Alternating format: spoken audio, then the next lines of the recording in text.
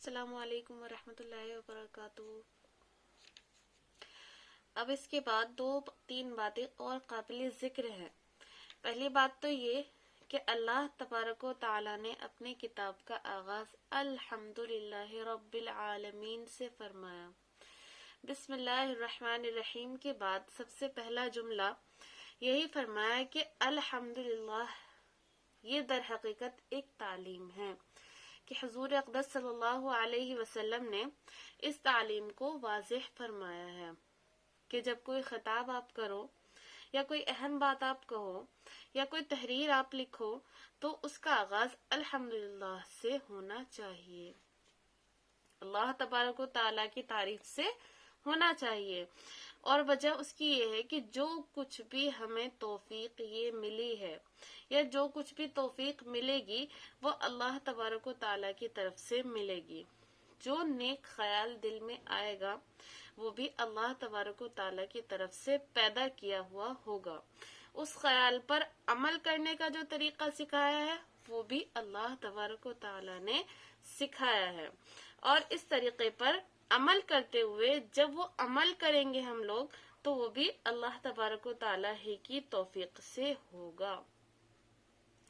تو لہٰذا پہلے ہی قدم پر یہ احساس دل میں پیدا کر دیا ہے کہ جو کچھ بھی نیک عمل میں کرنے جا رہا ہوں یا میں کرنے جا رہی ہوں یا کوئی بھی بات میں کہنے جا رہا ہوں یا میں کہنے جا رہی ہوں وہ سب کچھ اللہ کی توفیق کا منظور منت ہے۔ اگر اس میں کچھ اچھی بات ہوگی تو وہ در حقیقت اللہ تبارک و تعالیٰ کی تعریف سے ہوگی۔ ایک مقرر کی بات ہم لوگ لے لیتے ہیں کہ ایک مقرر ہے، بہت اعلیٰ درجے کی اس نے تقریر کی ہے، تو جو اعلیٰ درجے کی تقریر ہے اس تقریر کا جو اصل لطف ہے اور اس کے اندر جو حسن پیدا کیا ہوا ہے وہ تمام تر اللہ تبارک و تعالیٰ کی تخلیق اور اس کی توفیق سے ہوا ہے۔ اور عام طور پر یہ ہوتا ہے کہ بندہ جب کوئی اچھی تقریر کر لیتا ہے یا اچھی تحریر لکھ لیتا ہے تو کیا ہوتا ہے، وہ اپنی خود پسندی کے اندر مبتلا ہو جاتا ہے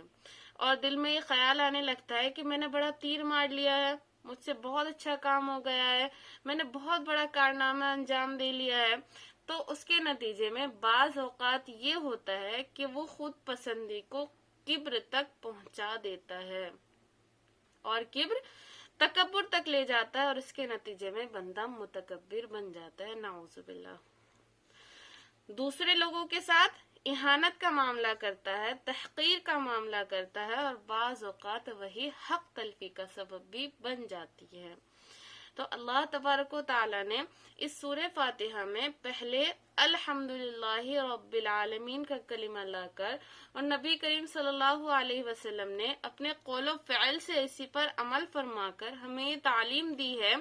کہ جب بھی کوئی اہم بات کرنا چاہو یا کوئی اہم کام کرنا چاہو تو پہلے الحمدللہ رب العالمین کہہ لو، تاکہ تمہارا یہ دل جو ہے اس میں تکبر یا خود پسندی کے جذبات پیدا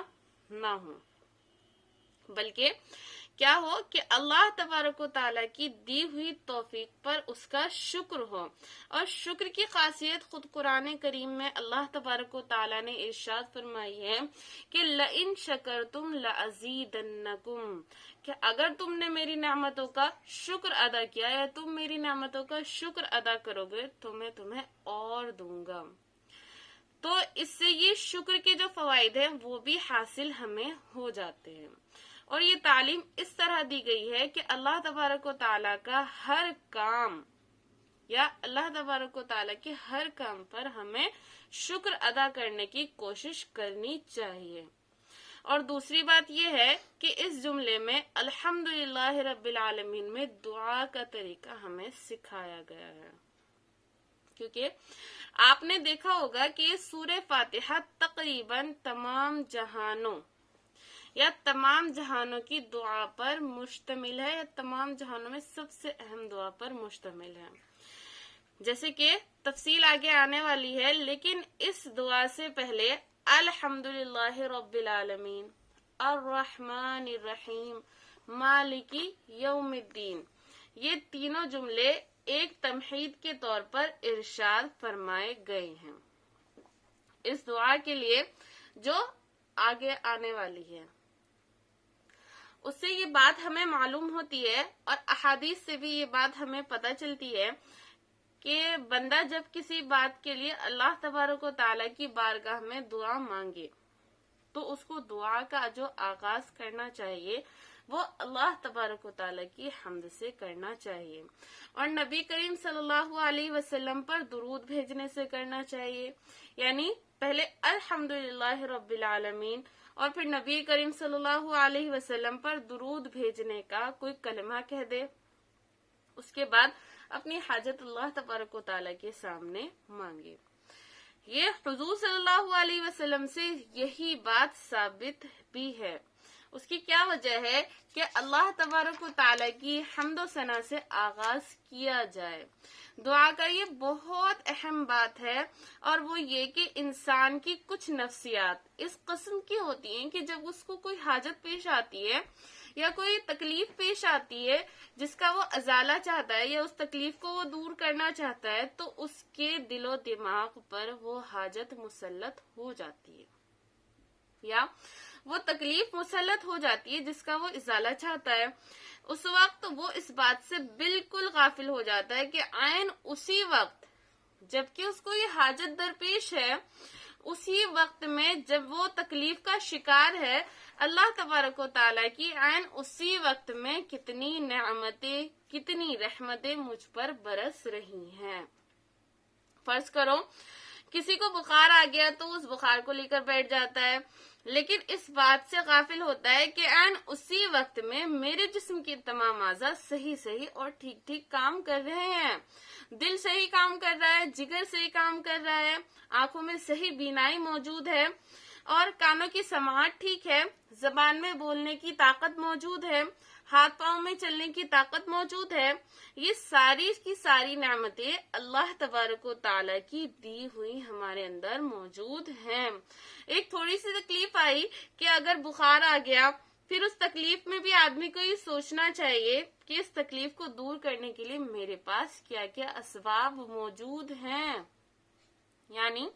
اگر کوئی مہربان طبیب موجود ہے، معالج ہے، اس کی سہولیات میسر ہیں، اچھے تیماردار موجود ہیں تو یہ بھی ایک نعمت ہے، تسلی دینے والے ہیں وہ بھی ایک نعمت ہے، دوائیں مناسب موجود ہیں وہ بھی نعمت ہے۔ ان ساری نعمتوں کے اندر ایک تکلیف آئی تو اگر آدمی براہ راست مانگتا ہے یا اللہ میرا بخار اتار دے، یا اللہ مجھے میری تکلیفوں سے نجات دے دے، یا اللہ مجھے صحت عطا فرما دے، تو وہ کیا کرے کہ آدمی مطلب دعا تو مانگتا ہے لیکن کیا کرتا ہے کہ وہ اپنی حاجت کو لے کر وہ بیٹھ جاتا ہے، یعنی اللہ تبارک و تعالیٰ کے سامنے براہ راست اس حاجت کو مانگنے لگتا ہے تو اس میں ایک شبہ آتا ہے۔ اس میں ایک شبہ کی بات یہ ہوتی ہے کہ آدمی ناشکری کر رہا ہے اور پھر تکلیف کو لے کر وہ بیٹھا ہوا ہے۔ اس کی ترتیل کیا بتائی؟ اس کی ترتیل صحیح طریقے پر یہ بتائی گئی کہ جب دعا تم کرنے جاؤ تو جو پہلے نعمتیں موجود ہیں ان کی تم اللہ تبارک و تعالیٰ کے سامنے یا ان نعمتوں کا اللہ تبارک و تعالیٰ کے سامنے شکر ادا کیا کرو۔ الحمدللہ رب العالمین، پہلے ان کا شکر ادا کرو تاکہ تمہاری دعا ناشکری پر مشتمل نہ ہو، تمہاری دعا کفران نعمت پر مشتمل نہ ہو، تمہاری دعا جو ہے وہ اللہ تبارک و تعالیٰ کے ساتھ گلے شکوے اور شکایت پر مشتمل نہ ہو، بلکہ یہ کہیں کہ اللہ میں اپنی تعریف، یعنی یا اللہ میں آپ کی تعریف کرتا ہوں، آپ کا شکر ادا کرتا ہوں، آپ اپنے فضل و کرم سے مجھ پر بہت سی نعمتیں نازل فرمائی ہیں لیکن یہ میری حاجت ہے، آپ اس کو بھی پورا فرما دیجئے۔ آمین ثم آمین۔ السلام علیکم ورحمۃ اللہ وبرکاتہ۔